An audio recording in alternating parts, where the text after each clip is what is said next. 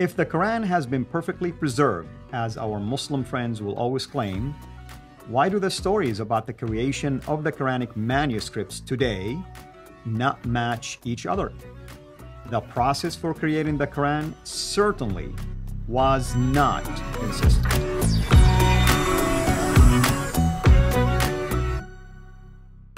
Last time we talked about the claim that when Uthman made his recension of the Quran, the second compilation of the Quran, that he sent it to all provinces, and we showed at least there are multiple claims. One says 5 provinces, another one you can count up to 10 or 11 provinces if you wish. But all that to say is that we are intentionally showing you that there are holes in those narratives. The more we discuss them, the more the holes increase. Today is no exception. We are going to continue now with our discussion concerning the original Quran, or at least let's call it the 7th century Quran. Dr. J, thank you as always. What are we to say about the 7th century Quran? Well, what is there to say? What is there to say? We've already gone and talked about Abu Bakr's recension, that's the first one. Then we talked about Uthman's recension, that's the second one. So we're talking about 2 different Qurans right there, 2 different compilations. Obviously, we don't have either of them. None of them exist. We don't have Hafsa's copy, which is the first recension, nor do we have Uthman's copy, which were sent to 5, maybe 11 different provinces or 11 different cities. That's what the traditions tell us. Al-Bukhari, Volume 6, Hadith number 509 and 510. But it doesn't even stop with that, because now they've set these Qurans up to be standardized, right? They're standardized. So here we have, look at the map here, look at the cities and the countries that we're going to show on a map. And what I want to do is I want to just put this up here, because when you look at the 5 copies, 1, 2, 3, 4, 5. Whoop, let's go up and get them all the right color. So those are the 5 copies that we see that we talked about in the last episode. 5 copies. I'm not even going with 11. I'm just going to go with 5 for now, all right? 5 copies of this one Uthmanic recension. So the standardized form sent to Mecca, Medina, called Yathrib before that, to Basra, Kufa, and Damascus. So there they are. 1 in Syria today, 2 in Iraq today, and 2 in what would be Saudi Arabia today. Those are the 5. And that's what we're told is the standard form. No questions asked. From that time on, Muslims say it over and over again, this book here is that, are those. That's why they're all in green. They're all the same color. And you've heard every Muslim, and I'm sure if you Muslims who are listening to me, you know that you have said this, you've been told this. This is the narrative, the only narrative you've ever been given, that this book we have in our hand today is that manuscript, is one of those 5. And they have never changed. Yasser Qadi, how many times, or Shabir Ali, how many times do they say not one letter, not one word has been changed? Especially Shabir Ali. Especially Shabir Ali. And the Quran makes that claim as well. That's right. In chapter 10, in chapter 15, verse 9, in chapter 18, verse 27. In all these references, you see, no one can change the word of God. And in chapter 15, verse 9, that Allah even guards it from being changed so that no man can change it. Because if one man can change one of that, one letter or even one word, it's no longer preserved. It's no longer eternal. It's no longer the inimitable claim that Muslims make for the Quran. It could no longer be from heaven or eternally pre-existing even before for mankind. So there's the problem right there. You've got these 5, so this will never happen again. And then what happens? Well, you look at the traditions, and you suddenly realize that up here in the north, suddenly a new one appears, and that's Ubay ibn Ka'b. And then also right here in Basra, another one comes in, and then Basra, another one. So you have 3 different Qurans coming in that are in the north up here. What's fascinating, the one that's up there, Ubay ibn Ka'b, it is 116 surahs according to the Islamic traditions. Not me saying this, it's the Islamic tradition saying this. Well, there's 114 in the Quran we have today. 114 here, that's 116. So there in Damascus, they have 2 extra surahs. That cannot be the same Quran.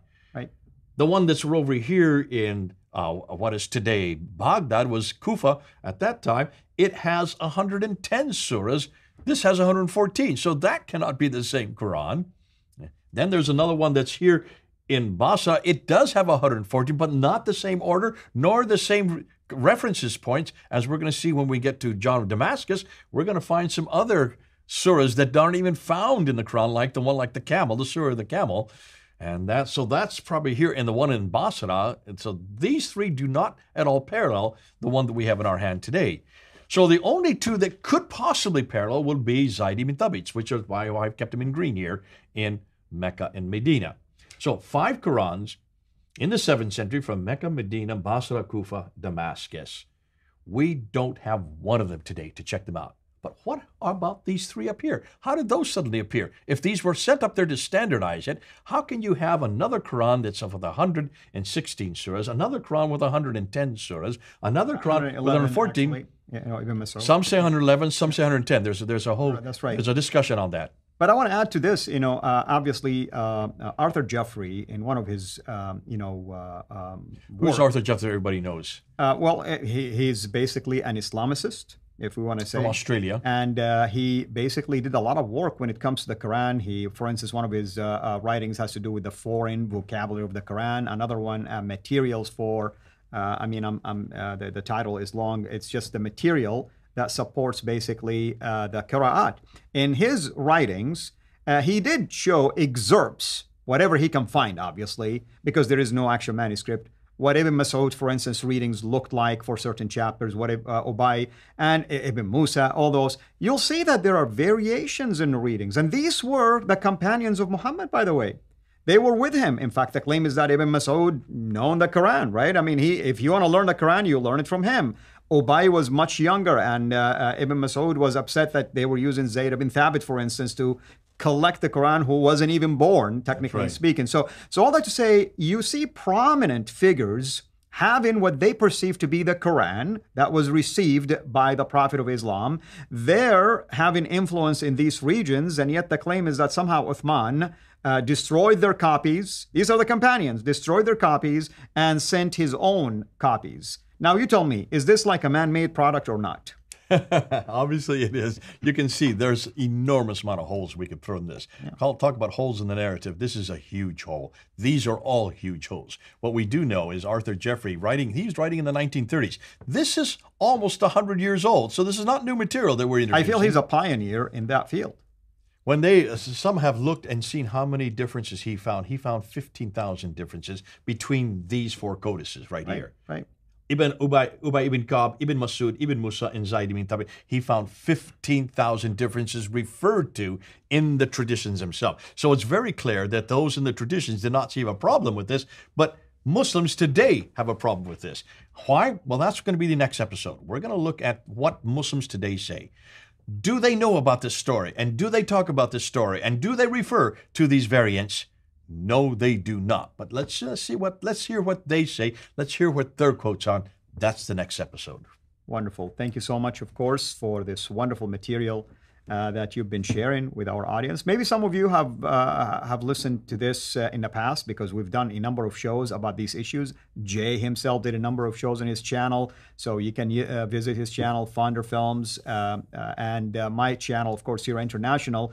But if this is new material to you, hopefully you've been blessed by what is being shared. And of course, what we want you to do at the end of the day is to reason with our Muslim friends. We want them to really unlock their intellectual capabilities by reasoning, comparing, contrasting, and investigating. I mean, we're sharing with you references. We're telling you where we're getting things from. For instance, encourage our Muslim, maybe buy this book as a gift to our Muslim friends, which is Creating the Quran. And there are multiple quotations in there with references where you can find these quotations from. In fact, every chapter he gives you end notes, which has ample evidence as the sources, and then he has a whole list of bibliography. So all that to say is that there are sources for people to go and inspect. And that's our hope that you would do so. And that's our hope that our Muslim friends will do so as well. Thank you, Dr. J. Thank you, everyone. This is Al-Fadi, over and out. God bless you. Thank you for watching this video. Be sure to like and subscribe to our channel, Sira International, and click on the bell so that you receive notifications whenever we publish a new video or go live. I would also like to appeal to you to consider becoming a Patreon patron by clicking the link right below. By doing so, you can give towards the production of these videos. There are also other options for you where you can give to our channel. I thank you from the bottom of my heart.